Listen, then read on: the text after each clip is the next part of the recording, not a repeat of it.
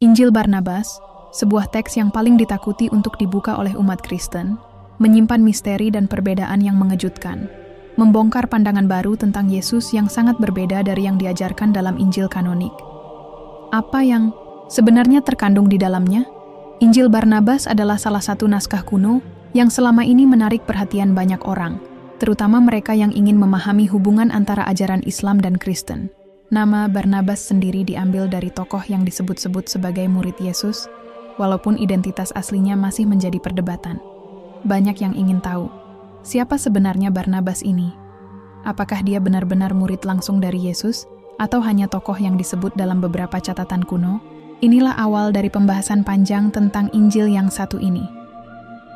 Tidak seperti Injil Matius, Markus, Lukas, dan Yohanes, yang diakui secara resmi oleh gereja sebagai bagian dari kitab suci Perjanjian Baru, Injil Barnabas masuk dalam kategori apokrif atau ditolak oleh gereja arus utama. Bukan karena isi kitab ini tidak berharga, tapi karena tidak memenuhi beberapa kriteria kanonisasi yang ditetapkan oleh konsili gereja pada masa-masa awal sejarah Kristen. Karena itu, Injil Barnabas tidak dibacakan di gereja dan tidak digunakan sebagai sumber ajaran utama dalam kekristenan. Di sisi lain, Injil Barnabas menarik perhatian umat Islam karena memuat beberapa isi yang dianggap mendukung ajaran Islam. Salah satunya adalah penyebutan nama Nabi Muhammad secara jelas, sesuatu yang tidak ditemukan dalam 4 Injil kanonik. Ini menjadi alasan mengapa Injil ini sering dijadikan rujukan dalam diskusi lintas agama, khususnya dalam membahas nubuat atau ramalan kedatangan Nabi Muhammad dalam kitab-kitab terdahulu. Namun, penting untuk dipahami bahwa penyebutan nama atau persamaan isi dengan ajaran Islam bukan berarti secara otomatis menjadikan Injil Barnabas sebagai rujukan utama bagi umat Islam. Dalam Islam sendiri, yang diakui sebagai kitab suci hanyalah Injil yang diturunkan kepada Nabi Isa atau Yesus dalam bentuk wahyu dari Allah, bukan buku atau catatan yang ditulis oleh orang lain setelah peristiwa-peristiwa itu terjadi. Maka dari itu, umat Islam memandang Injil Barnabas hanya sebagai teks sejarah atau dokumen literatur, bukan sebagai bagian dari kitab suci yang otentik. Lalu, dari mana sebenarnya Injil Barnabas ini berasal? Manuskripnya yang paling terkenal ditemukan dalam 2 versi. Satu dalam bahasa Italia dan satu lagi dalam bahasa Spanyol. Para peneliti memperkirakan bahwa manuskrip tersebut ditulis pada abad ke-15 atau ke-16. Artinya, naskah ini muncul ratusan tahun setelah zaman Yesus. Hal ini memunculkan berbagai pertanyaan tentang keaslian isi dan siapa sebenarnya yang menulisnya. Banyak pakar Alkitab dan sejarawan Kristen menilai bahwa Injil Barnabas tidak mungkin ditulis oleh Barnabas yang hidup di zaman Yesus. Gaya bahasa, penyebutan tempat, serta struktur ceritanya mengandung unsur-unsur yang tidak lazim ditemukan pada naskah-naskah dari abad pertama Masehi. Bahkan ada yang mengatakan bahwa Injil ini ditulis oleh seseorang yang memiliki pemahaman Islam, karena isi dan narasinya sangat dekat dengan perspektif Islam. Di beberapa bagian Injil Barnabas, kita bisa menemukan narasi yang sangat berbeda dari Injil-Injil yang dikenal secara umum. Misalnya, dalam Injil ini disebutkan bahwa Yesus bukanlah anak Tuhan, dan bukan pula Tuhan itu sendiri, melainkan seorang nabi utusan Tuhan. Hal ini tentu saja sangat kontras dengan ajaran Kristen yang menetapkan bahwa Yesus adalah anak Allah dan bagian dari Tritunggal. Selain itu, Injil Barnabas juga menolak konsep penyaliban Yesus, menyatakan bahwa yang disalib bukanlah Yesus, melainkan seseorang yang diserupakan dengan dirinya. Dalam hal ini, nama Yudas disebut sebagai pengganti Yesus di tiang salib.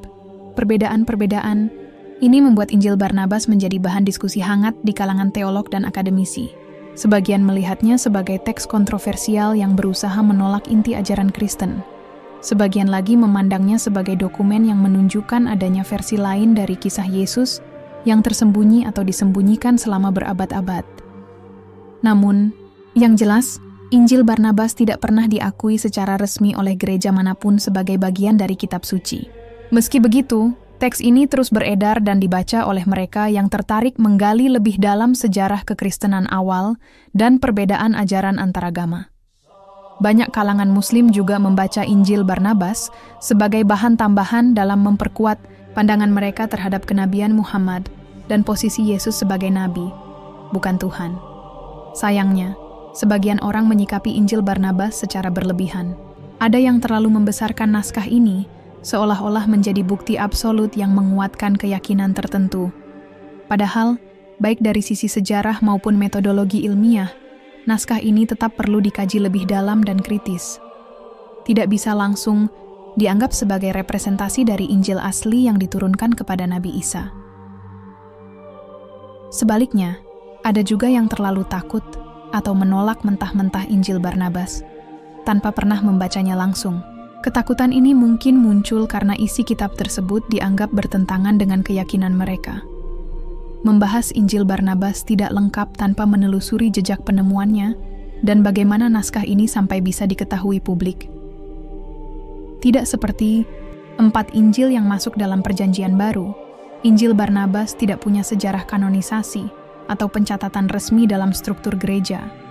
Bahkan, sebagian besar umat Kristen tidak mengenal atau tidak pernah membaca Injil ini.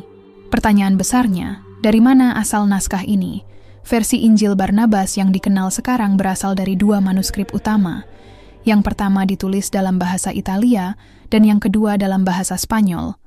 Manuskrip Italia saat ini disimpan di Perpustakaan Nasional Austria di Wina. Sementara yang berbahasa Spanyol dilaporkan pernah berada di tangan seorang pribadi sebelum hilang jejaknya. Banyak peneliti yang menduga manuskrip bahasa Spanyol tersebut adalah terjemahan dari naskah Italia, bukan sebaliknya. Dalam catatan sejarah, naskah berbahasa Italia ini ditemukan sekitar abad ke-16. Artinya, naskah tersebut muncul lebih dari 1000 tahun setelah masa kehidupan Yesus dan para muridnya. Ini menjadi salah satu poin penting yang sering dijadikan dasar oleh para ahli untuk mempertanyakan keasliannya. Jika Barnabas adalah murid Yesus, mengapa tidak ada bukti fisik atau catatan Injil ini muncul pada abad-abad sebelumnya? Kenapa baru ada di masa ketika peradaban Islam dan Kristen sedang mengalami banyak ketegangan teologis dan politik? Beberapa teori menyebut bahwa Injil Barnabas ditulis oleh seseorang yang memiliki pemahaman yang sangat dekat dengan ajaran Islam. Dalam beberapa bagian, naskah ini menyebutkan secara jelas bahwa Yesus hanyalah seorang nabi dan bukan Tuhan. Selain itu, disebutkan pula bahwa Yesus pernah meramalkan kedatangan seorang nabi setelahnya yang bernama Muhammad. Pandangan semacam ini sangat mirip dengan ajaran Islam dalam Al-Quran. Karena itulah, sebagian kalangan Kristen menganggap Injil Barnabas bukan naskah asli dari abad pertama, melainkan karya seseorang dari abad pertengahan yang mencoba menyisipkan ajaran Islam ke dalam narasi kehidupan Yesus. Bahkan, beberapa peneliti Barat mengklaim bahwa kemungkinan besar penulisnya adalah seorang mu'alaf yang berasal dari tradisi Kristen dan kemudian berpindah keyakinan ke Islam. Ia kemudian menyusun kembali cerita Yesus dengan menambahkan unsur-unsur ajaran Islam di dalamnya. Di sisi lain, tidak sedikit kalangan yang menyambut Injil Barnabas sebagai bukti adanya ajaran Yesus yang lebih murni dan belum terpengaruh ajaran Paulus atau doktrin Trinitas. Menurut pandangan ini, Injil Barnabas justru memperlihatkan ajaran Yesus yang asli, yaitu mengesahkan Tuhan dan menolak pengkultusan manusia. Dukungan ini sebagian besar datang dari umat Islam yang merasa bahwa isi Injil Barnabas lebih dekat dengan ajaran tauhid yang diajarkan oleh semua nabi, termasuk Yesus dan Muhammad. Namun demikian, satu hal yang tidak bisa diabaikan adalah kenyataan bahwa tidak ada bukti historis kuat yang bisa memastikan kapan dan siapa yang benar-benar menulis Injil Barnabas. Gaya bahasa yang digunakan, struktur kalimat, serta referensi geografis dan budaya dalam naskah ini menunjukkan banyak unsur dari abad pertengahan, bukan dari abad pertama. Misalnya, dalam beberapa bagian disebutkan keberadaan barel anggur yang tertutup dengan keran, padahal teknologi seperti itu tidak dikenal di Palestina pada masa Yesus. Ada juga penyebutan kota-kota tertentu yang sebenarnya belum eksis pada masa Yesus hidup. Hal-hal semacam ini menimbulkan dugaan bahwa penulis Injil Barnabas hidup jauh setelah masa para rasul. Jadi, meskipun naskah ini menarik secara isi, secara historis tetap harus disikapi secara kritis. Yang menarik, Injil Barnabas mulai menjadi perhatian luas terutama setelah diterjemahkan dan diterbitkan dalam berbagai bahasa modern. Beberapa terjemahan beredar secara terbatas di kalangan akademisi dan tokoh lintas agama. Namun, setelah memasuki era percetakan modern, Injil ini menjadi lebih dikenal oleh publik, terutama di kalangan Muslim.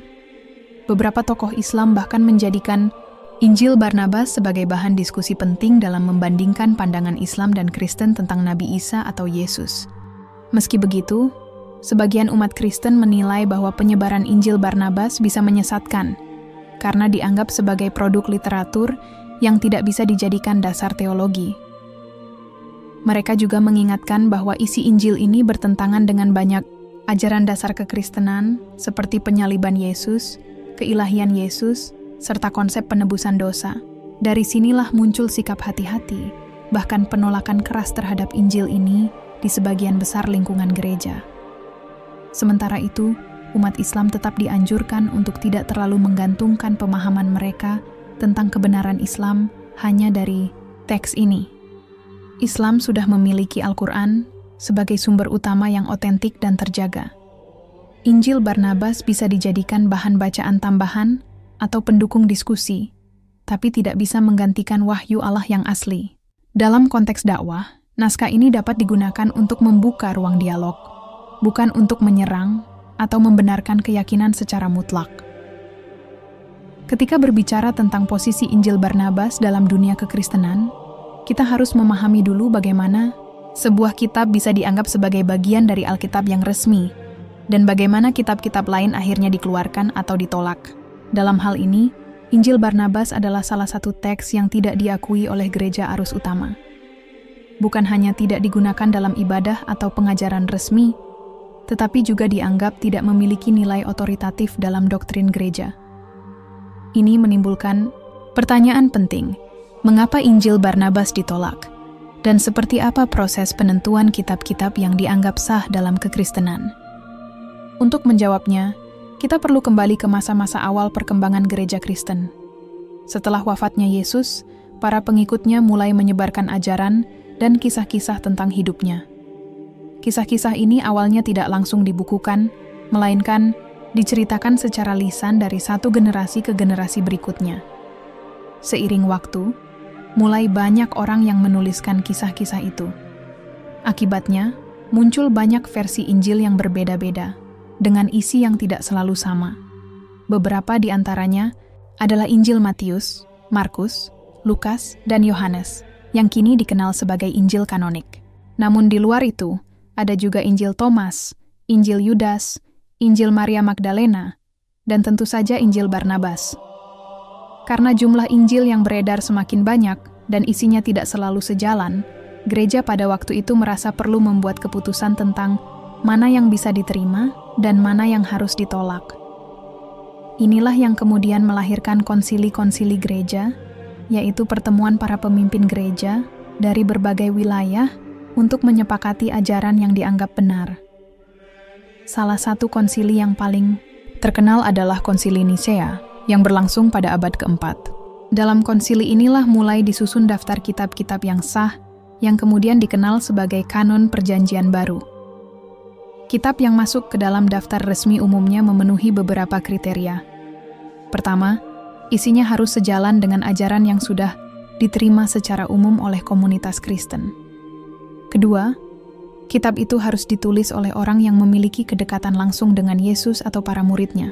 Ketiga, kitab itu harus digunakan secara luas dalam ibadah dan ajaran di berbagai komunitas Kristen. Injil Barnabas tidak memenuhi kriteria ini. Naskahnya tidak dikenal secara luas oleh komunitas Kristen awal, dan tidak ada bukti kuat bahwa kitab ini digunakan dalam liturgi atau ajaran resmi di gereja manapun. Selain itu, isi dari Injil Barnabas berbeda secara mendasar dari doktrin Kristen yang sudah diterima. Misalnya, dalam Injil ini dikatakan bahwa Yesus bukanlah anak Allah, bukan Tuhan, dan tidak disalib. Pandangan seperti ini bertentangan langsung dengan inti ajaran Kristen, yang menyatakan bahwa Yesus adalah anak Allah yang datang ke dunia untuk menyelamatkan umat manusia melalui pengorbanannya di kayu salib. Karena perbedaan ini, Injil Barnabas dianggap tidak layak masuk ke dalam kanon dan dikategorikan sebagai apokrif, yaitu kitab yang ditolak otoritas gereja. Namun, penting juga untuk dicatat bahwa proses kanonisasi kitab suci bukanlah sesuatu yang instan. Proses ini berlangsung selama berabad-abad dan selalu dipengaruhi oleh konteks sejarah, politik, dan teologi. Ada kalanya, sebuah kitab tidak ditolak karena isinya sepenuhnya salah, tetapi karena tidak sesuai dengan narasi besar yang ingin dibangun oleh gereja pada masa itu. Dengan kata lain, alasan sebuah kitab ditolak tidak selalu murni berdasarkan isi, tetapi bisa juga karena alasan strategis atau perbedaan pandangan teologis. Dalam konteks Injil Barnabas, penolakannya juga bisa dipahami sebagai bentuk penegasan terhadap ajaran Kristen yang telah disepakati. Karena Injil ini banyak memuat ajaran yang lebih dekat dengan Islam, wajar jika gereja pada masa itu merasa perlu menjaga jarak. Mereka tidak ingin ada kebingungan di kalangan umat tentang siapa Yesus sebenarnya dan apa tujuan kedatangannya. Menolak Injil Barnabas dianggap sebagai cara untuk mempertahankan kemurnian doktrin yang sudah diterima secara luas. Meskipun demikian, di luar komunitas Kristen, Injil Barnabas tetap mendapatkan perhatian.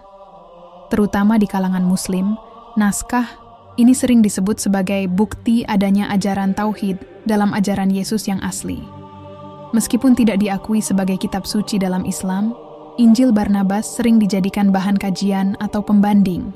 Sebagian orang memandangnya sebagai potensi jembatan dialog antara Islam dan Kristen, sementara yang lain melihatnya sebagai tantangan bagi doktrin Kristen arus utama. Dari sudut pandang akademik, Injil Barnabas tetap menjadi teks penting dalam kajian sejarah agama. Ia menunjukkan bahwa sepanjang sejarah, selalu ada beragam pandangan tentang siapa Yesus itu dan bagaimana ajarannya seharusnya dipahami. Keberadaan Injil ini mengingatkan kita bahwa tidak semua yang tidak masuk ke dalam daftar resmi berarti sepenuhnya salah. Ada banyak naskah kuno yang menyimpan sudut pandang alternatif, dan memahami naskah-naskah ini bisa memperkaya pemahaman kita tentang sejarah dan perbedaan agama. Dalam membahas Injil Barnabas, penting untuk memahami hubungan antara teks ini dan doktrin Kristen yang berkembang seiring waktu.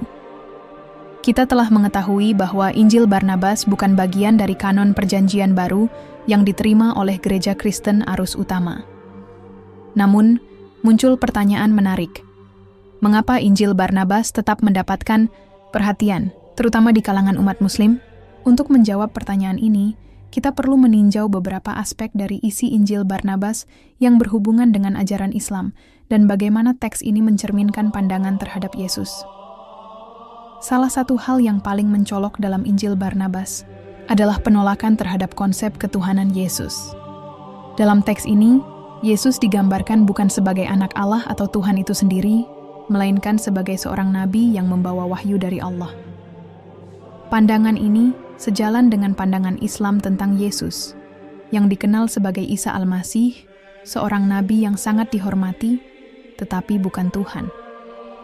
Dalam Al-Quran, Isa digambarkan sebagai utusan Allah yang mengajak umatnya untuk beriman kepada Tuhan yang Maha Esa, bukan untuk memuja dirinya. Hal ini bertentangan dengan pandangan Kristen yang sudah mapan, di mana Yesus adalah pusat dari keyakinan bahwa Dia adalah anak Allah yang menjelma menjadi manusia untuk menyelamatkan umat manusia. Di Injil Barnabas, terdapat juga kisah yang menyebutkan bahwa Yesus tidak disalib, melainkan seseorang yang mirip dengannya, yakni Yudas Iskariot. Teks ini menyatakan bahwa Yudas yang diserupakan dengan Yesus dan dihukum mati disalib. Ini adalah pernyataan yang sangat berlawanan dengan ajaran Kristen yang mengajarkan bahwa Yesus disalibkan untuk menebus dosa-dosa umat manusia. Dalam Al-Quran juga disebutkan bahwa Yesus tidak disalib, dan ini adalah salah satu perbedaan signifikan antara Islam dan Kristen. Dengan demikian, Injil Barnabas dianggap oleh sebagian kalangan sebagai teks yang lebih selaras dengan pemahaman Islam tentang Yesus. Namun, meskipun ada kesamaan dalam beberapa aspek ajaran, Injil Barnabas tetap bukan merupakan teks yang diterima oleh umat Islam sebagai wahyu langsung dari Allah, seperti halnya Al-Quran. Umat Islam tidak menjadikan Injil Barnabas sebagai bagian dari ajaran agama mereka. Sebaliknya, mereka meyakini bahwa wahyu yang diberikan kepada Yesus, seperti halnya kepada nabi-nabi lainnya, telah hilang atau terdistorsi seiring waktu. Oleh karena itu, Al-Quran dianggap sebagai wahyu terakhir yang benar dan tidak mengalami perubahan atau pengurangan, yang mengandung petunjuk yang jelas dan sempurna bagi umat manusia. Ketertarikan terhadap Injil Barnabas di kalangan umat Muslim lebih karena klaim-klaim dalam teks ini yang tampaknya mendukung pandangan mereka tentang Yesus. Namun, pernyataan-pernyataan dalam Injil Barnabas juga menghadirkan tantangan tersendiri, karena ada ketidaksesuaian dengan bukti sejarah dan doktrin yang diterima oleh mayoritas Kristen. Sebagai contoh, meskipun Injil Barnabas menyebutkan bahwa Yesus bukan Tuhan, hal ini bertentangan dengan bukti-bukti sejarah yang menunjukkan bahwa Yesus dipandang oleh banyak pengikutnya pada abad pertama sebagai Tuhan yang menjelma menjadi manusia. Menariknya, meskipun Injil Barnabas tidak diterima oleh gereja Kristen dan bukan bagian dari kanon Alkitab, teks ini tetap menjadi bahan diskusi yang menarik bagi banyak orang, baik dari kalangan Muslim maupun Kristen. Beberapa pihak berpendapat bahwa Injil Barnabas memberikan wawasan tentang pandangan alternatif yang mungkin ada pada zaman awal gereja, dan ini bisa memperkaya pemahaman kita tentang sejarah agama dan perkembangan ajaran Kristen. Namun, tidak dapat dipungkiri bahwa teks ini juga memicu perdebatan tentang otoritasnya. Para sejarawan dan teolog Kristen berpendapat bahwa Injil Barnabas tidak dapat dijadikan dasar untuk memahami ajaran Yesus karena isinya yang tidak konsisten dengan teks-teks Injil kanonik yang diterima. Ada pula yang menyatakan bahwa Injil Barnabas mungkin merupakan karya yang muncul pada masa yang lebih belakangan, ketika pandangan tentang Yesus sudah dipengaruhi oleh perkembangan ajaran-ajaran baru, termasuk ajaran-ajaran yang ada dalam Islam. Terlepas dari penolakan gereja terhadap Injil Barnabas, kita tidak bisa mengabaikan fakta bahwa teks ini tetap menarik perhatian, terutama dalam konteks dialog antar agama. Dalam beberapa dekade terakhir, Injil Barnabas semakin banyak dibahas dalam kajian lintas agama, terutama dalam diskusi mengenai hubungan antara Kristen dan Islam. Meskipun isinya yang kontroversial, Injil Barnabas dapat menjadi titik temu untuk memahami bagaimana pandangan tentang Yesus bisa bervariasi antara dua agama besar ini. Penting untuk diingat bahwa, meskipun Injil Barnabas menawarkan pandangan alternatif tentang Yesus, baik Kristen maupun Islam memiliki kitab suci masing-masing yang menjadi landasan ajaran mereka. Bagi umat Kristen, Injil Matius, Markus, Lukas, dan Yohanes adalah teks-teks otoritatif yang menjadi pegangan utama. Sedangkan bagi umat Islam, Al-Quran adalah wahyu terakhir yang menyempurnakan semua wahyu sebelumnya, termasuk wahyu yang diberikan kepada nabi-nabi sebelumnya, termasuk Yesus.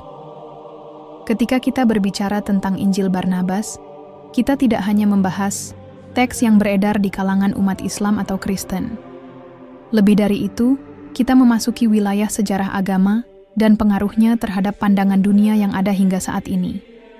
Seperti halnya dengan teks-teks kuno lainnya, Injil Barnabas merupakan sebuah dokumen yang terlahir dari konteks zaman tertentu dan mencerminkan pandangan yang berkembang pada saat itu. Untuk memahami secara lebih dalam mengenai teks ini, kita perlu meninjau latar belakang historis yang melingkupi pembuatannya, serta mengapa teks ini muncul pada saat yang begitu penting dalam sejarah agama. Sejarah mencatat bahwa Injil Barnabas tidak pernah diakui sebagai bagian dari kanon Injil yang diterima oleh gereja Kristen. Teks ini baru ditemukan pada abad ke-16 di Italia, dan sejak saat itu menjadi bahan perdebatan di kalangan para sejarawan dan teolog. Salah satu aspek yang menarik dari Injil Barnabas adalah kisah penulisannya yang penuh misteri. Berdasarkan beberapa literatur, ada klaim bahwa Injil Barnabas ditulis oleh seorang murid Yesus yang bernama Barnabas, seorang tokoh yang disebutkan dalam kitab Kisah Para Rasul. Namun, klaim ini masih sangat dipertanyakan, dan sebagian besar sejarawan percaya bahwa Injil Barnabas bukan ditulis oleh Barnabas yang dikenal dalam tradisi Kristen. Sebaliknya, banyak yang berpendapat bahwa teks ini lebih mungkin ditulis pada abad pertengahan, kemungkinan besar pada abad ke-14 atau ke-15. Penting untuk dicatat bahwa teks Injil Barnabas tidak diakui oleh gereja Kristen atau oleh tradisi apapun sebagai teks yang sah. Namun teks ini memiliki signifikansi besar dalam konteks perdebatan antara umat Kristen dan umat Muslim mengenai identitas Yesus. Salah satu elemen yang membuat Injil Barnabas sangat menarik bagi umat Muslim adalah penolakan terhadap konsep ketuhanan Yesus. Sebagaimana diketahui, dalam pandangan Kristen arus utama, Yesus adalah Tuhan yang menjelma menjadi manusia. Sementara dalam Islam, Yesus atau Isa Al-Masih adalah seorang nabi yang sangat dihormati, namun bukan Tuhan. Dalam Injil Barnabas, kita menemukan pandangan yang lebih dekat dengan ajaran Islam, di mana Yesus digambarkan sebagai nabi dan bukan Tuhan. Hal ini tentunya menjadi salah satu alasan mengapa teks ini mendapatkan perhatian lebih, terutama dalam dialog antaragama. Namun, meskipun Injil Barnabas menawarkan perspektif yang lebih mendekati pandangan Islam, teks ini juga menghadirkan beberapa tantangan. Sebagian besar sejarawan meragukan keaslian teks ini karena tidak ada bukti kuat yang mendukung klaim bahwa Injil Barnabas ditulis pada zaman Yesus atau bahkan pada abad pertama. Ada dugaan bahwa Injil ini justru ditulis pada periode yang lebih jauh setelah itu, dengan tujuan untuk memberikan narasi alternatif mengenai Yesus dan peranannya dalam sejarah agama. Selain itu, beberapa bagian dari Injil Barnabas tampaknya mencerminkan pengaruh ajaran Islam yang baru muncul, yang menambah keraguan terhadap keautentikan teks tersebut dalam konteks zaman Yesus. Tentu saja, bukan hanya masalah keaslian yang menjadi perdebatan. Pengaruh ajaran Islam dalam Injil Barnabas juga menjadi salah satu topik yang menarik untuk ditelaah lebih jauh. Dalam teks ini, misalnya, terdapat bagian yang menggambarkan pernyataan bahwa Yesus tidak disalibkan, melainkan orang lain yang diserupakan dengannya, yaitu Yudas Iskariot. Ini mirip dengan pandangan dalam Al-Quran yang menyatakan bahwa Yesus tidak disalib, melainkan orang lain yang menggantikannya. Sebagian kalangan menilai bahwa ini menunjukkan bahwa Injil Barnabas mungkin dipengaruhi oleh ajaran Islam yang mulai berkembang pada masa penulisannya. Dalam hal ini, penting untuk mempertimbangkan bagaimana Injil Barnabas berfungsi dalam perdebatan antar agama. Di satu sisi, teks ini menawarkan narasi yang lebih dekat dengan pandangan Islam tentang Yesus. Namun di sisi lain, ia tidak dapat sepenuhnya menggantikan pandangan Kristen yang telah ada. Injil Barnabas tetap sebuah teks yang terpisah dari Alkitab, kanonik, dan umat Kristen secara umum tidak menganggapnya sebagai bagian dari wahyu yang sah. Meskipun demikian, Injil Barnabas tetap menjadi sumber yang menarik untuk studi perbandingan agama, karena memberikan perspektif berbeda mengenai tokoh yang sangat sentral dalam kedua agama, yaitu Yesus. Seiring berjalannya waktu, pengaruh Injil Barnabas terus meluas, meskipun secara resmi tidak diakui oleh gereja Kristen. Teks ini mendapat perhatian khusus di kalangan umat Muslim yang merasa bahwa Injil Barnabas menguatkan pandangan mereka tentang Yesus. Namun, umat Kristen cenderung meragukan teks ini karena alasan-alasan historis dan teologis. Meskipun begitu, Injil Barnabas tetap menjadi bagian dari perbincangan penting dalam kajian interfaith atau dialog antaragama, yang bertujuan untuk mencari pemahaman lebih dalam mengenai ajaran-ajaran yang ada dalam kedua agama besar ini. Menarik untuk dicatat bahwa meskipun Injil Barnabas membawa beberapa klaim yang tidak sesuai dengan pandangan tradisional Kristen, teks ini memberikan kontribusi dalam memperkaya pemahaman kita tentang bagaimana pemahaman agama berkembang. Perbedaan pandangan tentang Yesus antara Kristen dan Islam mencerminkan keragaman tradisi teologis yang ada.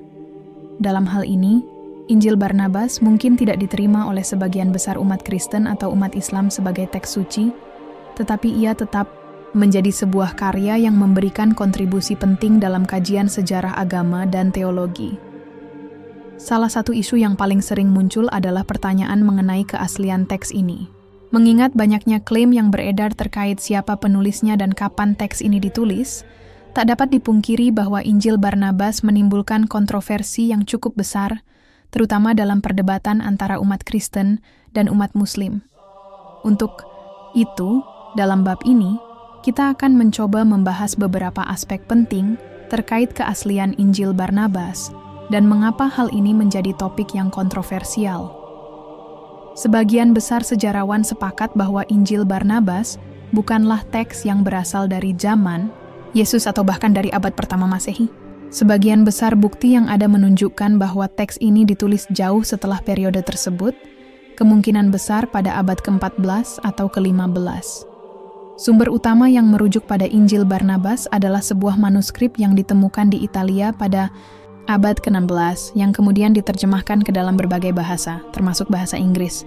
Teks ini beredar luas, Namun hingga kini tidak ada bukti kuat yang dapat mendukung klaim bahwa Injil Barnabas adalah karya asli yang berasal dari zaman Yesus atau dari pengikut langsungnya. Bahkan, beberapa sejarawan menganggap Injil Barnabas sebagai sebuah karya yang sengaja ditulis untuk menyampaikan pandangan yang lebih selaras dengan ajaran Islam tentang Yesus. Salah satu elemen yang paling kontroversial dalam Injil Barnabas adalah penggambaran Yesus yang bukan Tuhan, melainkan seorang nabi yang mengabarkan wahyu Tuhan. Ini jelas berbeda dengan pandangan tradisional Kristen yang menganggap Yesus sebagai anak Tuhan atau bagian dari Tritunggal. Dalam Injil Barnabas, Yesus bahkan dikatakan dengan tegas menolak klaim ketuhanannya dan merujuk kepada Muhammad sebagai nabi yang akan datang setelahnya. Hal ini membuat teks ini sangat menarik bagi umat Muslim, tetapi juga menjadi titik tolak perdebatan dengan umat Kristen yang tidak mengakui pandangan tersebut. Namun meskipun banyak sejarawan yang meragukan keaslian Injil Barnabas, ada juga pihak-pihak yang berpendapat bahwa teks ini mungkin memang mengandung kebenaran-kebenaran tertentu. Mereka berargumen bahwa meskipun Injil Barnabas tidak dapat diterima sebagai kanon Injil, ia masih berfungsi sebagai sebuah dokumen historis yang merekam pandangan-pandangan yang ada pada masa penulisannya. Dengan kata lain, meskipun Injil Barnabas tidak dianggap sah oleh gereja Kristen, ia tetap memberi kita gambaran tentang bagaimana pandangan mengenai Yesus berkembang pada masa pertengahan, dan bagaimana perbedaan pandangan ini kemudian menjadi bahan perdebatan yang intens di antara berbagai kelompok agama. Penting untuk dicatat bahwa kontroversi mengenai Injil Barnabas tidak hanya terbatas pada aspek teologis, tetapi juga pada masalah sejarah. Beberapa ahli menganggap bahwa Injil Barnabas mungkin bukan sebuah teks yang benar-benar ditulis oleh Barnabas, melainkan karya yang disusun oleh seseorang yang mencoba menciptakan narasi baru tentang Yesus untuk tujuan tertentu. Sebagai contoh, dalam Injil Barnabas terdapat kisah mengenai penyaliban yang berbeda dari Injil-Injil lainnya. Dalam Injil Barnabas, dikatakan bahwa Yesus tidak disalib, melainkan orang lain yang diserupakan dengannya, yaitu Yudas Iskariot. Pandangan ini sejalan dengan apa yang terdapat dalam Al-Quran, yang juga menolak adanya penyaliban Yesus. Namun, bagi umat Kristen, hal ini jelas bertentangan dengan ajaran yang selama ini mereka pegang, yang menganggap penyaliban Yesus sebagai inti dari keselamatan umat manusia.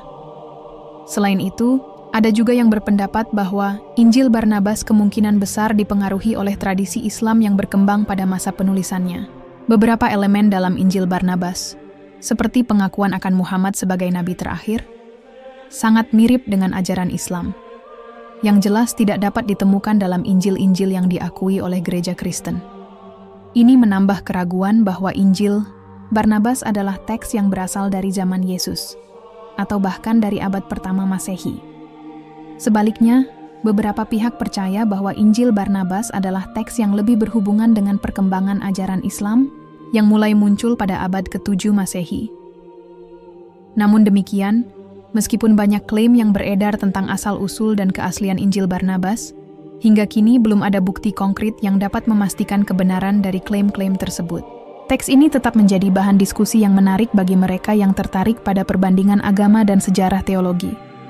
Bagi umat Kristen, Injil Barnabas tidak diakui sebagai bagian dari wahyu Tuhan, dan teks ini tidak menjadi bagian dari kanon Injil. Sementara bagi umat Muslim, Injil Barnabas memiliki makna khusus sebagai salah satu teks yang mendukung pandangan mereka tentang Yesus sebagai seorang nabi, bukan Tuhan. Di tengah perdebatan ini, ada pula pandangan yang lebih moderat, yang melihat Injil Barnabas sebagai salah satu bagian dari sejarah agama yang perlu dihargai sebagai dokumen budaya dan intelektual. Meskipun tidak diterima sebagai wahyu atau teks suci oleh umat Kristen maupun umat Islam, Injil Barnabas tetap memiliki nilai sejarah yang tinggi, terutama dalam konteks memahami bagaimana pandangan tentang Yesus berkembang pada masa-masa yang berbeda. Teks ini juga mengingatkan kita bahwa sejarah agama tidak pernah sederhana, dan seringkali dipengaruhi oleh berbagai faktor sosial, politik, dan kultural yang ada pada masa tertentu. Di tengah perdebatan tentang keaslian Injil Barnabas, penting untuk memahami peran yang dimainkan oleh teks ini dalam sejarah agama, terutama dalam kaitannya dengan ajaran Islam. Meskipun Injil Barnabas tidak diterima sebagai bagian dari kanon Injil dalam tradisi Kristen, ia tetap memiliki nilai penting dalam perbandingan agama, khususnya antara Kristen dan Islam.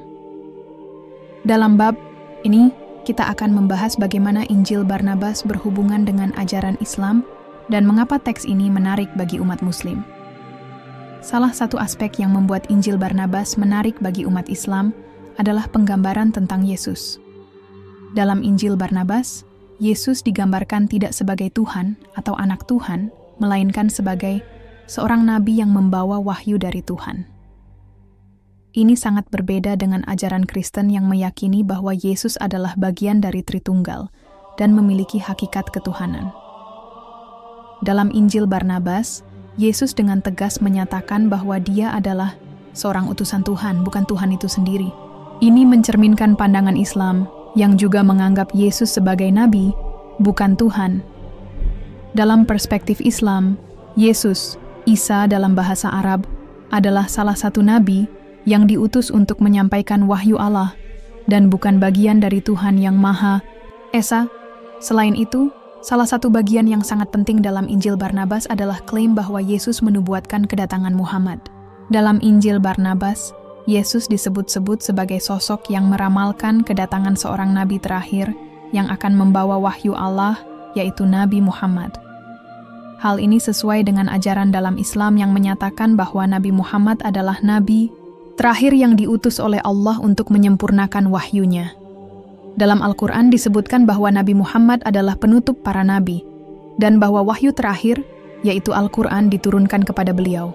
Jadi, Injil Barnabas memperkuat pandangan Islam tentang posisi Muhammad sebagai nabi terakhir dalam sejarah kenabian.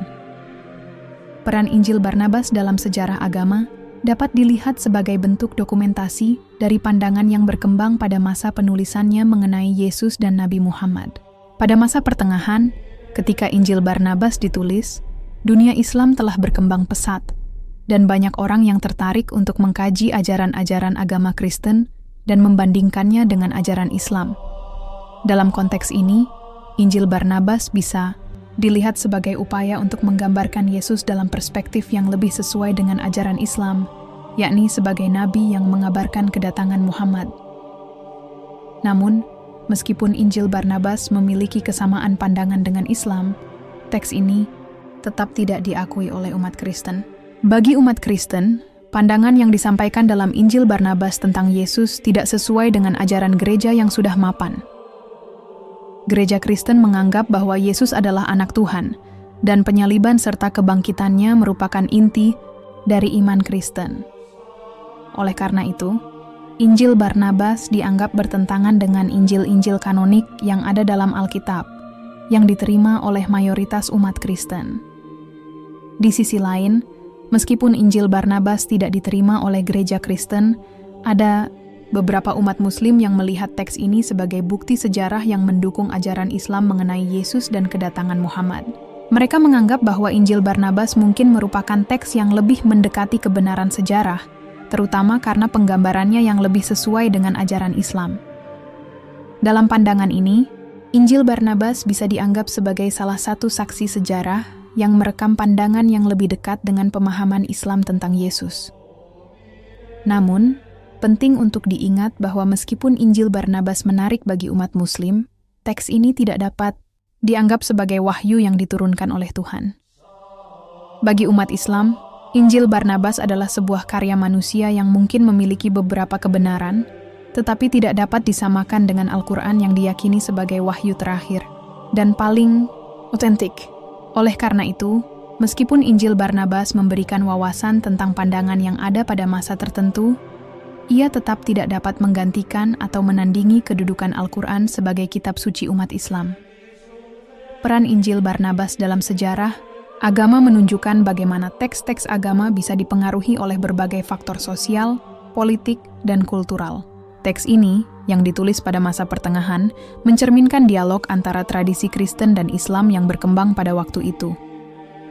Di sisi lain, pengaruh Islam terhadap penulisan Injil Barnabas juga menunjukkan betapa kuatnya pengaruh ajaran Islam pada masa tersebut, serta bagaimana ajaran Islam dapat merespons dan mengkritisi pandangan-pandangan yang ada dalam agama-agama lain. termasuk Kristen. Injil Barnabas seringkali dibandingkan dengan Injil kanonik yang diterima dalam tradisi Kristen. Dalam perbandingan ini, kita akan membahas bagaimana Injil Barnabas berbeda dari Injil Matius, Markus, Lukas, dan Yohanes yang merupakan Injil-Injil utama dalam Alkitab. Meskipun keduanya mengisahkan kehidupan Yesus, pendekatan dan ajaran yang disampaikan dalam Injil Barnabas sangat berbeda dengan yang terdapat dalam Injil kanonik. Salah satu perbedaan mencolok antara Injil Barnabas dan Injil kanonik terletak pada pandangan tentang Yesus. Dalam Injil kanonik, Yesus digambarkan sebagai anak Tuhan, bagian dari Tritunggal, dan sebagai juru selamat umat manusia yang mati disalib untuk menebus dosa umat manusia. Ajaran ini menjadi inti dari iman Kristen, yang mengajarkan bahwa melalui penyaliban dan kebangkitannya, Yesus memberikan jalan keselamatan bagi semua orang yang percaya kepadanya.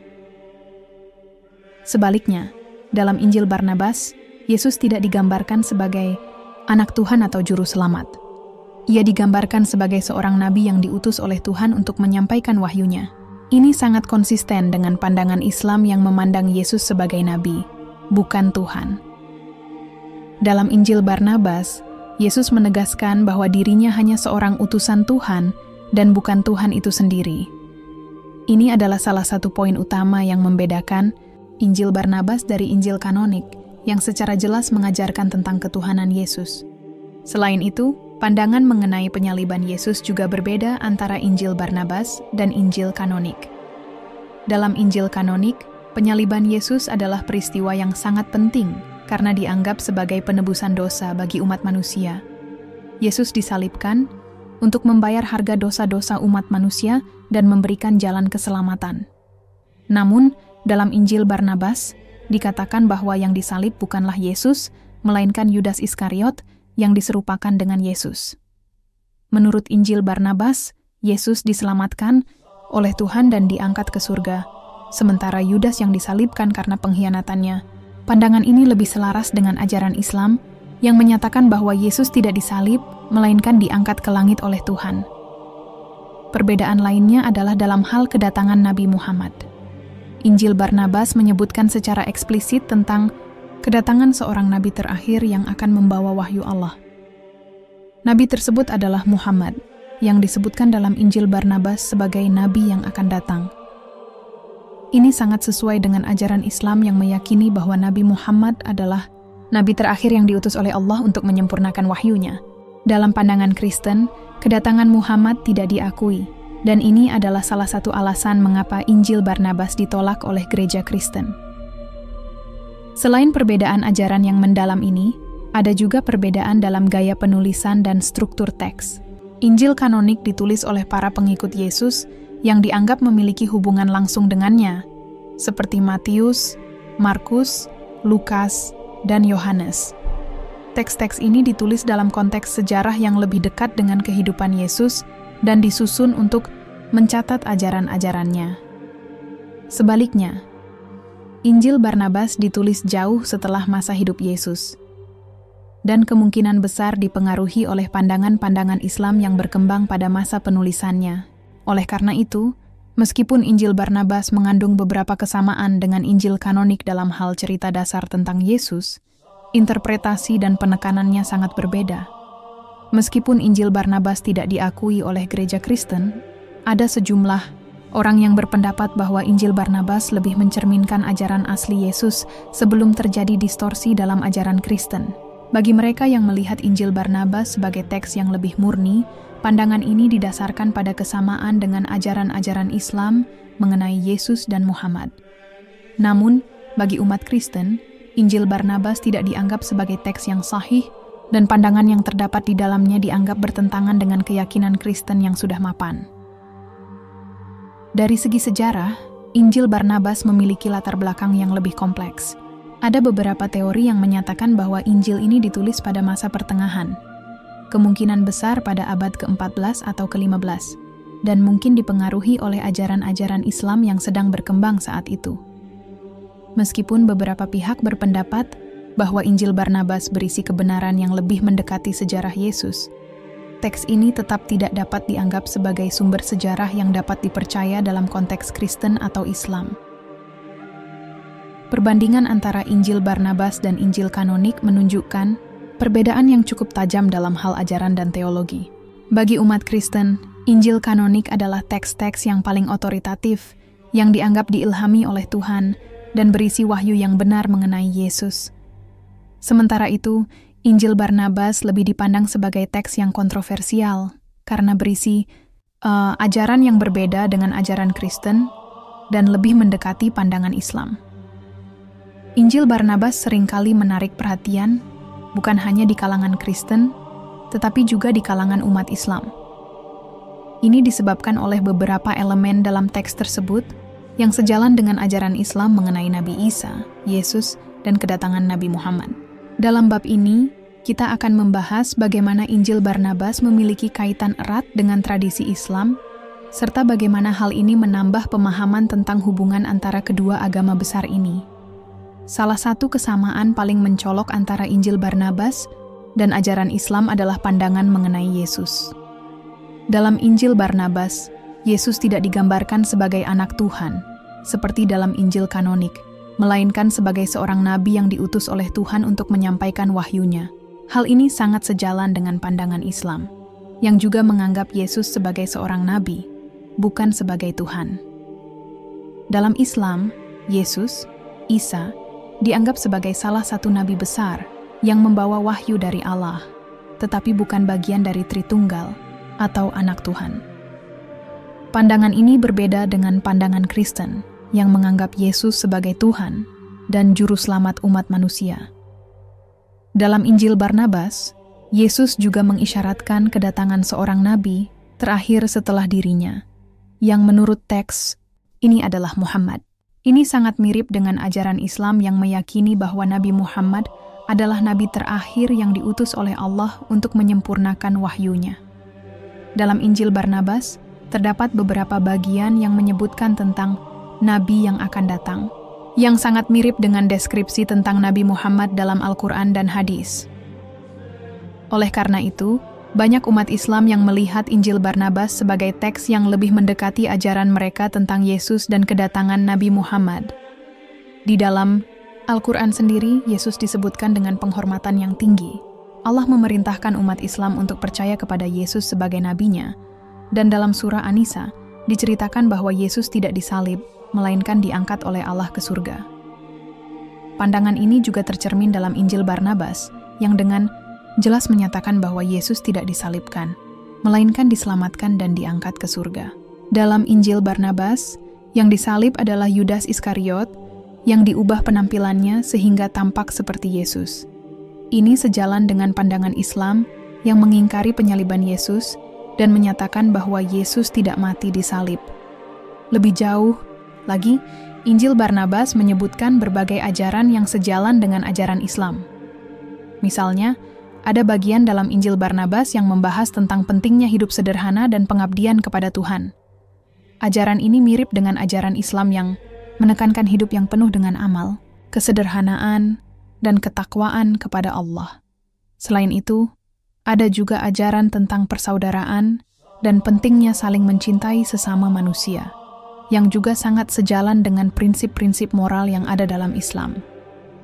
Namun, meskipun terdapat kesamaan dalam beberapa ajaran, tidak semua bagian dari Injil Barnabas diterima secara universal dalam tradisi Islam.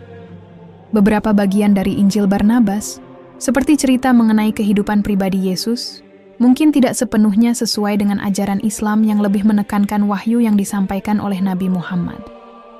Selain itu, meskipun Injil Barnabas menyebutkan kedatangan Nabi Muhammad, tidak semua orang Islam menganggap Injil Barnabas sebagai teks yang sahih. Beberapa berpendapat bahwa Injil Barnabas bukanlah teks asli yang ditulis oleh seorang saksi mata dari kehidupan Yesus, melainkan sebuah karya yang disusun jauh setelah masa kehidupan Yesus dan dipengaruhi oleh pandangan Islam yang berkembang. Tetapi, meskipun demikian, banyak umat Islam yang tertarik untuk mempelajari Injil Barnabas karena kesamaannya dengan ajaran Islam. Bagi mereka, Injil Barnabas memberikan bukti tambahan mengenai pandangan Islam terhadap Yesus dan kedatangan Nabi Muhammad. Sebagian juga melihat Injil Barnabas sebagai bukti bahwa ajaran Islam sebenarnya memiliki akar yang lebih tua, yang berhubungan dengan wahyu yang diberikan kepada nabi-nabi sebelumnya, termasuk Yesus. Keterkaitan antara Injil Barnabas dan tradisi, Islam juga memberikan kesempatan bagi umat beragama untuk berdialog dan saling memahami. Meskipun ada perbedaan yang mendalam antara Islam dan Kristen, teks seperti Injil Barnabas dapat menjadi jembatan untuk membuka percakapan tentang kesamaan nilai-nilai moral dan spiritual antara kedua agama. Hal ini penting untuk menciptakan hubungan yang lebih baik antara umat Kristen dan Muslim, di mana keduanya dapat saling menghormati pandangan dan keyakinan masing-masing, sembari mencari titik temu dalam ajaran-ajaran yang lebih universal. Namun, dialog semacam ini bukanlah tanpa tantangan. Sebagian umat Kristen mungkin merasa cemas dengan kemunculan Injil Barnabas karena menyentuh aspek-aspek yang bertentangan dengan ajaran Kristen tradisional, seperti penolakan terhadap ketuhanan Yesus dan penyalibannya. Sebaliknya, sebagian umat Islam mungkin melihat Injil Barnabas sebagai teks yang mendekati ajaran Islam, tetapi mereka juga menyadari bahwa teks ini tidak diakui secara resmi dalam tradisi Islam, sebagai salah satu sumber wahyu yang sahih. Salah satu alasan utama mengapa Injil Barnabas tidak diterima oleh gereja Kristen adalah karena kesalahan sejarah dan teologis yang terkandung di dalamnya. Sebagian besar ilmuwan Alkitab dan gereja meyakini bahwa Injil Barnabas tidak pernah ditulis oleh Barnabas, sahabat Yesus yang tercatat dalam kitab Kisah Para Rasul. Mereka berpendapat bahwa Injil ini baru muncul pada abad ke-14, jauh setelah zaman Yesus dan para rasul, dan kemungkinan besar merupakan karya yang ditulis oleh seseorang yang ingin menciptakan narasi baru yang lebih sejalan dengan ajaran Islam. Teks Injil Barnabas sendiri berisi berbagai hal yang bertentangan dengan ajaran Kristen tradisional. Misalnya, Injil Barnabas mengklaim bahwa Yesus bukanlah anak Tuhan, melainkan seorang nabi yang sangat sejalan dengan pandangan Islam. Selain itu, Injil Barnabas juga menegaskan bahwa Yesus tidak disalibkan, melainkan diselamatkan dan diangkat ke surga oleh Allah. Sementara dalam Injil kanonik, penyaliban Yesus merupakan momen puncak dari keselamatan umat manusia. Penolakan terhadap penyaliban Yesus ini sejalan dengan ajaran Islam yang mengingkari peristiwa tersebut dan menyatakan bahwa orang yang disalibkan adalah Yudas Iskariot, bukan Yesus. Kontroversi lain yang muncul adalah terkait dengan siapa yang menulis Injil Barnabas. Banyak pihak yang meragukan klaim bahwa Barnabas adalah penulisnya, karena teks ini baru ditemukan dalam bentuk naskah yang lebih muda, dan terdapat banyak kejanggalan dalam isi dan gaya bahasanya. Beberapa ahli mengatakan bahwa Injil Barnabas adalah sebuah karya yang disusun pada masa yang jauh setelah kehidupan Yesus dan para rasul, mungkin bahkan pada abad pertengahan. Oleh karena itu, beberapa kalangan berpendapat bahwa Injil Barnabas lebih merupakan produk dari tradisi Islam yang berkembang pada masa itu, dan bukan teks yang berasal dari zaman Yesus. Selain itu, Injil Barnabas juga berisi sejumlah cerita dan ajaran yang tidak terdapat dalam Injil kanonik, seperti deskripsi tentang kehidupan Yesus yang lebih mendekati ajaran Islam. Dalam Injil Barnabas, Yesus menubuatkan kedatangan seorang nabi terakhir, yang jelas merujuk pada Nabi Muhammad. Ajaran ini, meskipun menarik bagi umat Islam, dianggap tidak sahih oleh gereja Kristen karena bertentangan dengan ajaran yang sudah diterima dalam kitab Injil yang diakui. Bagi umat Kristen, Injil Barnabas dianggap tidak layak untuk dijadikan referensi karena adanya perbedaan mendasar dalam ajaran-ajaran utama Kristen, seperti konsep ketuhanan Yesus dan penyalibannya. Bagi mereka, Injil Barnabas mengaburkan kebenaran iman Kristen yang sudah diwariskan selama berabad-abad dan tidak sesuai dengan kanon Injil yang diterima. Namun, bagi sebagian umat Islam, Injil Barnabas dianggap sebagai teks yang mendekati kebenaran, sejarah mengenai Yesus dan kedatangan Nabi Muhammad. Bagi mereka, Injil Barnabas memberikan bukti bahwa Yesus sebenarnya adalah seorang nabi, bukan Tuhan, dan bahwa kedatangan Nabi Muhammad telah disebutkan oleh Yesus jauh sebelum ia diangkat ke surga. Oleh karena itu, mereka melihat Injil Barnabas sebagai salah satu sumber yang dapat memperkuat keyakinan mereka terhadap ajaran Islam dan kedudukan Nabi Muhammad sebagai nabi terakhir. Walaupun ada kontroversi, Injil Barnabas juga memicu diskusi yang lebih luas mengenai perbedaan dan kesamaan antara ajaran Kristen dan Islam. Teks ini dapat dilihat sebagai pintu untuk membuka percakapan yang lebih dalam mengenai bagaimana kedua agama ini memandang Yesus dan Muhammad, serta apa arti keduanya dalam konteks sejarah dan spiritualitas masing-masing. Banyak pihak yang menyarankan agar umat beragama dapat lebih terbuka terhadap teks-teks lain yang tidak termasuk dalam kanon resmi, asalkan dilakukan dengan hati-hati dan penuh pertimbangan. Meski ada pandangan yang beragam, umat Kristen secara umum melihat Injil Barnabas dengan skeptisisme yang besar. Mereka menganggap Injil Barnabas bukan bagian dari kanon kitab suci mereka, dan banyak yang menilai teks ini bertentangan dengan ajaran dasar iman Kristen. Pada umumnya, umat Kristen percaya bahwa 4 Injil kanonik, Matius, Markus, Lukas, dan Yohanes adalah sumber yang sahih dan diilhami oleh Tuhan. Injil-Injil ini telah diterima secara luas oleh gereja selama berabad-abad sebagai teks yang mencatat ajaran Yesus Kristus dan kehidupannya. Penolakan terhadap Injil Barnabas berkaitan erat dengan hal ini, karena teks tersebut tidak termasuk dalam kanon resmi yang diakui oleh gereja. Injil Barnabas dianggap sebagai teks apokrifa, yaitu teks yang tidak diterima karena dianggap tidak sesuai dengan ajaran yang diterima oleh gereja Kristen pada umumnya. Salah satu alasan utama mengapa Injil Barnabas tidak diterima adalah adanya ketidaksesuaian dengan ajaran dasar Kristen, terutama dalam hal keyakinan mengenai Yesus. Dalam Injil Barnabas, Yesus disebut sebagai seorang nabi, bukan sebagai anak Tuhan, yang jelas berbeda dengan pandangan Kristen yang menganggap Yesus sebagai Tuhan dan anak Allah yang Maha Esa. Ajaran ini sangat mendasar dalam kekristenan dan menjadi fondasi utama bagi pemahaman tentang keselamatan umat manusia melalui kematian dan kebangkitan Yesus. Dalam pandangan Kristen, penyaliban Yesus adalah pengorbanan untuk menebus dosa umat manusia, sebuah peristiwa yang dijelaskan dengan sangat jelas dalam keempat Injil kanonik. Namun, dalam Injil Barnabas disebutkan bahwa Yesus tidak disalibkan. Sebaliknya, Injil Barnabas mengklaim bahwa Yesus diangkat ke surga dan yang disalibkan adalah Yudas Iskariot, pengkhianat yang dikenal dalam tradisi Kristen. Hal ini jelas bertentangan dengan ajaran Kristen yang telah lama diterima dan diyakini. Selain itu, Injil Barnabas memuat beberapa ajaran yang lebih mirip dengan ajaran Islam daripada ajaran Kristen. Salah satunya adalah nubuat tentang kedatangan Nabi Muhammad. Dalam teks Injil Barnabas, Yesus dikatakan menyebutkan tentang seorang nabi yang akan datang setelahnya, yang jelas merujuk pada Nabi Muhammad. Umat Kristen tentu saja menganggap hal ini sebagai penafsiran yang salah terhadap ajaran Yesus, karena dalam pemahaman Kristen, Yesus adalah penggenapan dari nubuat-nubuat dalam kitab Perjanjian Lama, dan tidak ada nubuat yang menyebutkan tentang kedatangan seorang nabi setelahnya. Dalam konteks ini, banyak umat Kristen yang merasa bahwa Injil Barnabas bukanlah sebuah teks yang otentik dan sahih, melainkan sebuah produk sejarah yang ditulis dengan tujuan tertentu. Mereka berpendapat bahwa Injil ini berusaha untuk membentuk pandangan yang lebih mendekati ajaran Islam, dengan menampilkan Yesus sebagai nabi dan bukan Tuhan. Karena hal ini sangat bertentangan dengan keyakinan inti dalam agama Kristen, banyak gereja menolak Injil Barnabas dan tidak menganggapnya sebagai bagian dari warisan ajaran Kristen.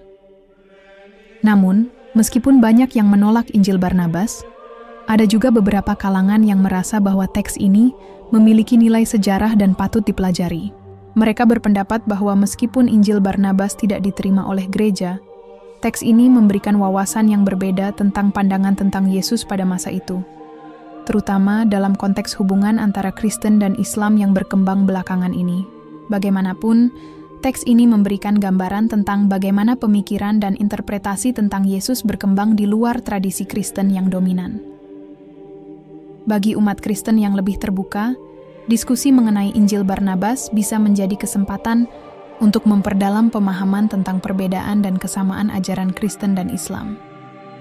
Walaupun mereka tetap menolak Injil Barnabas sebagai teks yang sahih, diskusi tentang teks ini dapat membuka pintu bagi pemahaman yang lebih baik mengenai sejarah agama-agama Abrahamik dan bagaimana pandangan mereka terhadap Yesus dan Nabi Muhammad. Namun, bagi mayoritas umat Kristen, Injil Barnabas tetap dianggap sebagai teks yang sesat dan tidak sah. Mereka percaya bahwa teks-teks yang telah diterima dalam kanon Alkitab, yaitu Matius, Markus, Lukas, dan Yohanes, adalah satu-satunya sumber yang benar mengenai ajaran Yesus Kristus. Meskipun begitu, perdebatan mengenai Injil Barnabas tetap mengundang banyak pertanyaan tentang sejarah agama-agama dan bagaimana teks-teks suci berkembang sepanjang waktu. Injil Barnabas, meskipun tidak diterima dalam kanon Alkitab Kristen, memiliki tempat yang cukup penting dalam pandangan Islam. Dalam banyak aspek, Injil Barnabas dianggap lebih sesuai dengan ajaran Islam mengenai Yesus, yang disebut dalam Islam sebagai Nabi Isa. Untuk memahami pandangan Islam terhadap Injil Barnabas, penting untuk memulai dengan pemahaman dasar tentang bagaimana agama Islam memandang Yesus. Dalam ajaran Islam, Yesus dipandang sebagai seorang nabi besar, bukan Tuhan atau anak Tuhan, seperti yang diajarkan dalam Kristen. Islam mengajarkan bahwa Yesus dilahirkan oleh seorang perawan, Maria, melalui mukjizat Allah, namun dia tidak disalibkan, melainkan diangkat ke surga oleh Allah. Hal ini sangat mirip dengan isi Injil Barnabas, yang menyatakan bahwa Yesus tidak disalibkan. Justru, dalam Injil Barnabas dikatakan bahwa orang yang disalib adalah Yudas Iskariot, yang dalam pandangan Kristen dikenal sebagai pengkhianat Yesus. Keberadaan narasi ini dalam Injil Barnabas menarik perhatian banyak umat Islam, karena sejajar dengan ajaran yang terdapat dalam Al-Quran. Selain itu, Injil Barnabas juga menyebutkan kedatangan seorang nabi setelah Yesus, yang jelas merujuk pada Nabi Muhammad. Dalam surah As-Saff 61-6, Al-Quran menyebutkan bahwa Yesus memberi kabar gembira tentang kedatangan seorang nabi yang akan datang setelahnya. Bagi umat Islam, ini adalah salah satu bukti bahwa Injil Barnabas lebih mendekati ajaran Islam daripada ajaran Kristen, karena dalam teks tersebut, Yesus benar-benar meramalkan kedatangan Nabi Muhammad. Namun, meskipun ada kesamaan dalam pandangan mengenai Yesus, ada juga hal-hal yang perlu dipertimbangkan lebih dalam. Umat Islam tidak menganggap Injil Barnabas sebagai teks suci atau wahyu yang setara dengan Al-Quran. Dalam Islam, Al-Quran adalah kitab yang dianggap sebagai wahyu terakhir, dan tidak ada teks lain yang dapat menggantikan atau menyamai keabsahan Al-Quran.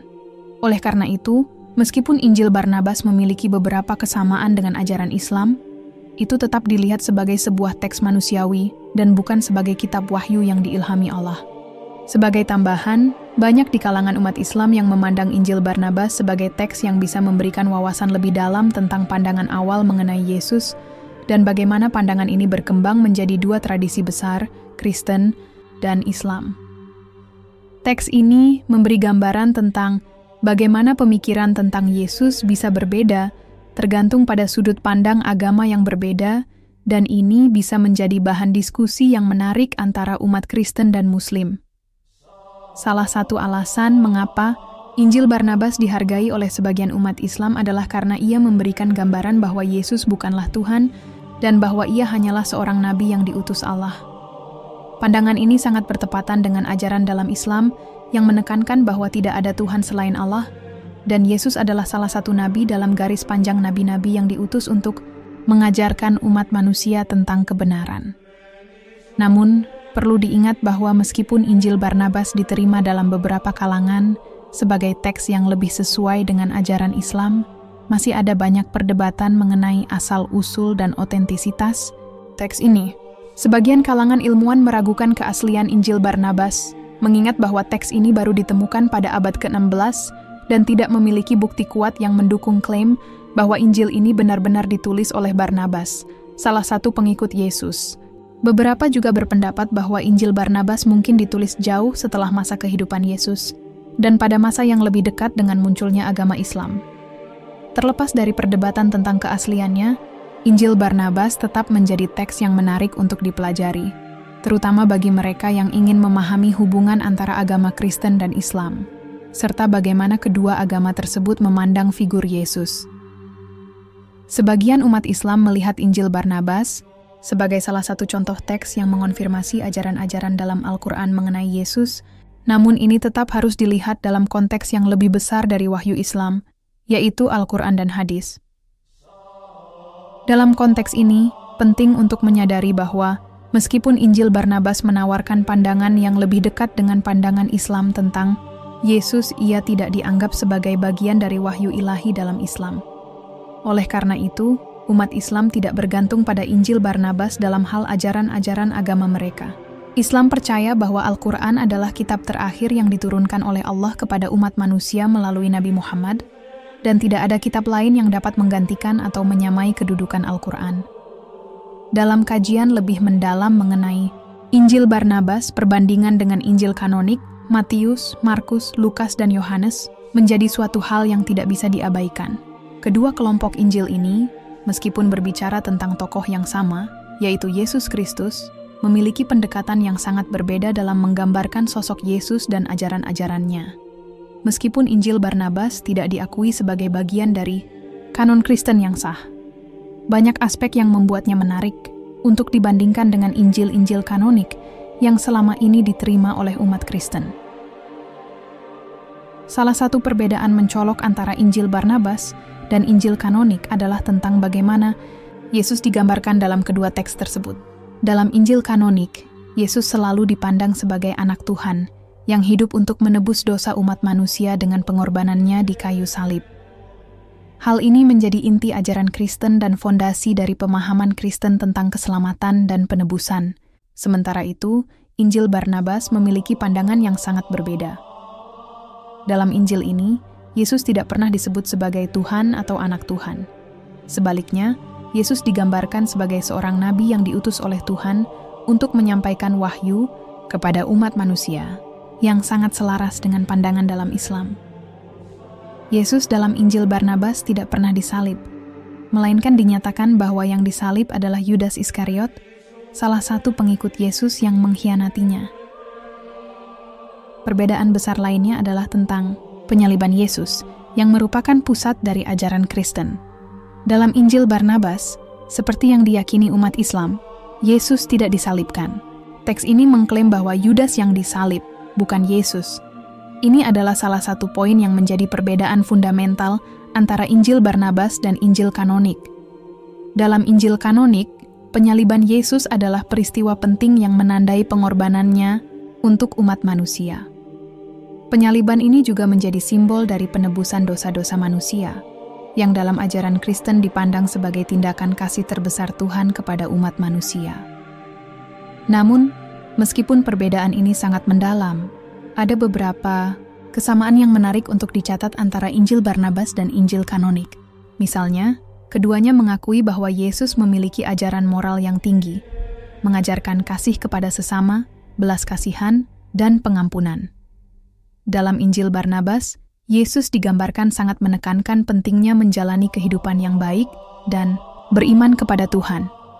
Ajaran moral ini juga terdapat dalam Injil-Injil kanonik, yang banyak mengajarkan tentang kasih dan pengampunan sebagai inti dari ajaran Yesus. Kedua Injil ini juga menyebutkan kedatangan seorang nabi setelah Yesus, yang dalam Injil Barnabas jelas merujuk pada Nabi Muhammad. Dalam surah As-Saff 81:6, dalam Al-Quran, Yesus disebut memberikan kabar gembira tentang kedatangan seorang nabi setelahnya.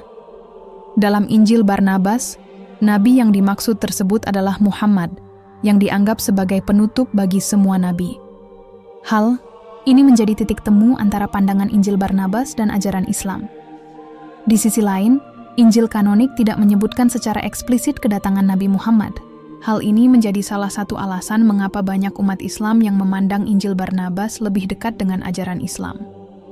Namun, meskipun perbandingan ini menunjukkan beberapa kesamaan, ada aspek penting yang membuat Injil Barnabas tetap berada di luar kanon Kristen.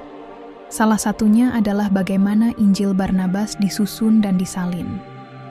Banyak sejarawan dan ahli teologi yang meragukan keaslian Injil Barnabas, terutama karena teks ini tidak muncul dalam tradisi Kristen sampai abad ke-16. Bahkan, ada beberapa kalangan yang percaya bahwa Injil Barnabas ditulis lebih dekat dengan masa munculnya Islam, jauh setelah kehidupan Yesus. Ini membuatnya tidak dianggap sebagai teks yang autentik dalam tradisi Kristen. Di sisi lain, Injil kanonik telah menjadi bagian tak terpisahkan dari kitab suci Kristen sejak Konsili Nicea pada abad ke-4. Keempat, Injil ini, Matius, Markus, Lukas, Yohanes, dipilih berdasarkan kriteria tertentu, termasuk kedekatan dengan saksi mata peristiwa kehidupan Yesus dan kredibilitas ajaran yang terkandung di dalamnya. Injil-Injil ini, meskipun memiliki perbedaan perspektif, memiliki kesamaan inti ajaran mengenai kehidupan dan pengorbanan Yesus yang menjadi dasar iman Kristen.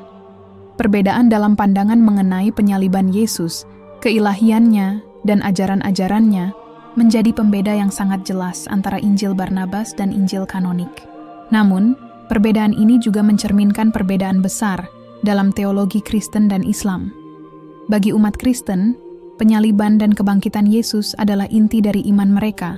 Sementara bagi umat Islam, Yesus adalah nabi yang diangkat oleh Allah ke surga dan tidak disalibkan. Injil Barnabas, dengan segala keunikannya, memberikan pandangan yang lebih sejalan dengan ajaran Islam mengenai Yesus. Meski demikian, Injil Barnabas tidak diterima sebagai kitab suci dalam Islam. Bagi umat Islam, Al-Quran adalah wahyu terakhir dan satu-satunya kitab yang dianggap sempurna dan tidak berubah. Oleh karena itu, meskipun Injil Barnabas mengandung beberapa unsur yang sesuai dengan ajaran Islam, ia tetap dianggap sebagai teks historis, bukan sebagai wahyu ilahi. Namun, bagi mereka yang tertarik untuk mempelajari hubungan antara Kristen dan Islam, Injil Barnabas tetap menjadi teks yang patut dipertimbangkan.